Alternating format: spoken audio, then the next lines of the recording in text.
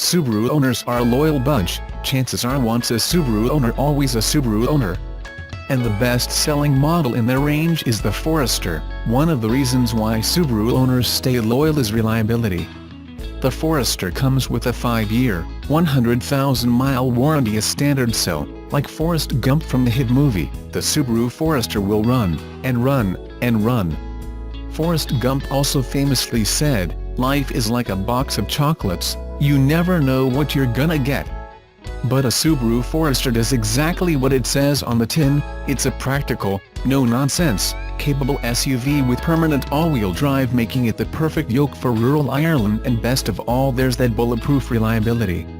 And it's just had a makeover, so now it's better looking and better equipped than ever with improved safety, comfort and refinement. You could never call the Forester sexy looking, but it has a certain rugged charm about it, and the boxy dimensions mean there's ample room inside for 5 adults, with headroom aplenty. And the big 505-litre boot can be turned into 1,564 litres of load lugging capacity, but dropping the rear seats at the flick of a lever. As well as being equipped with Subaru's legendary symmetrical all-wheel drive system, all Foresters come with the latest generation Boxer engines. These power plants are another essential ingredient that makes Subarus great, and there's 3 on offer in the Forester in the UK, 2 2.0-litre petrols that come in 3 trim levels, XE, XE Premium and Flagship XT. And also in the UK there's a 2.0-litre diesel available in XC that I'm testing, and a range-topping XC Premium. In Ireland there's one 2.0-litre petrol that comes in 1 trim level, XE. And it's only available with a CVT auto gearbox, and there's a 2.0-litre diesel available in X and XC trim. Power is a healthy 145 bhp with a substantial 350 Nm of torque, so acceleration, for an SUV, is brisk, taking 9.9 seconds to hit 62 mph with a top speed of 118 mph, 190 kph. Foresters of old were basically jacked up estate cars with AWD, but the latest models are more SUV than before. Despite this, it still manages to have car-like handling, with the added security of it feeling like it's built like a tank, and it can tow up to 2,000 kgs tiny Sam. Every man and his dog is making a performance-oriented sports car in 2017. But alongside parent company Hyundai's i30N, Kia has an attractive entrant in the upcoming Stinger GT, and it won't cost you the earth. You'll pay a surprisingly reasonable price for the Stinger, including the top-spec, top-speed GT. You'll pay just $48,990 for Kia Stinger S base model, rising to $55,990 for the mid-spec C and $59,990 for the top-of-the-line GT. The German-designed and Nürburgring-tested Stinger is a rear-wheel drive 4-door. The concept was 2, but whatever, with a pretty impressive sounding engine under the bonnet. All 3 of the models priced above will have a 3.3-litre bi-turbo V6 under the hood, pumping out 272 kilowatts and 510 Nm, with the car hitting 100 km/h from a standing start in just 4.9 seconds and pushing on through to a low 13-second quarter-mile. Kia says the car brings the refinement and the power usually available only to owners with substantially deeper pockets. Sounds like it's pretty confident the Stinger will deserve your dollars. A substantial amount already have, apparently, with almost all the orders for the 3.3-litre. Pricing for the 182 kilowatts 2.0-litre Turbo 4 is still on the way. Kia customers keen to secure one of the car maker's new Stinger sports sedans can begin budgeting, with Kia confirming the performer in 6-cylinder guise will start at less than $50,000. Ahead of its arrival in local showrooms in October, Kia has stuck a $48,990 plus on-roads price on the entry-level S as part of a 3-model lineup for Australia. Next is the mid-spec C at $55,990, with the flagship GT priced from $59,990, both excluding on-road costs. Power for these three variants comes from a 272 kilowatts per 510 Nm 3.3-liter twin-turbo petrol V6, although Kia is yet to confirm exact details for the trio. The 0 to 100 km/h dash is expected to take around 4.9 seconds. Kia Australia CEO, Damien Meredith, said it was important to announce the price positioning early to provide consumers that have paid a deposit on the highly anticipated rear-drive sedan with some clarity.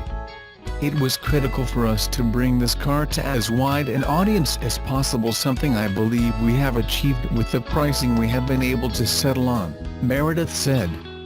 From the outset it was a goal to get a bi-turbo V6 into the market under $50,000.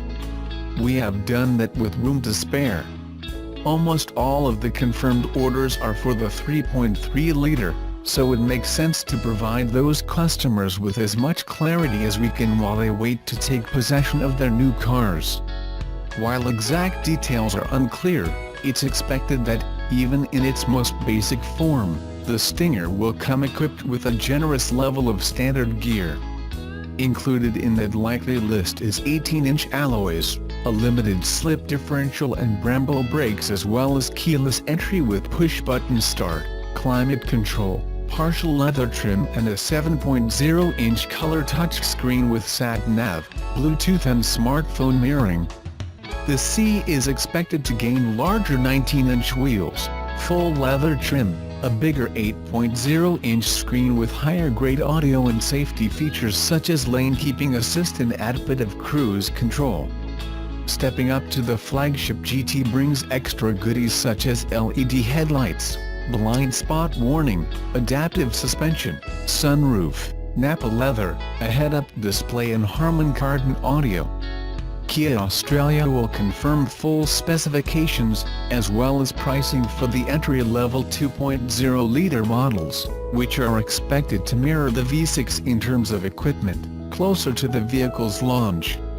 Stay tuned. The mid-spec variant, dubbed C, will cost $55,990, while the range-topping GT is set to command a $59,990 asking price, but should come loaded with all the bells and whistles.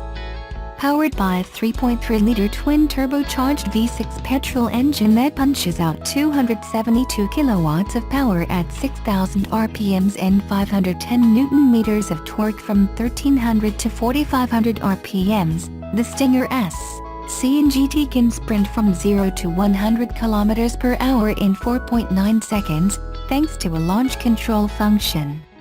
Kia claims the Stinger brings the style, the refinement and the power usually available only to owners with substantially deeper pockets.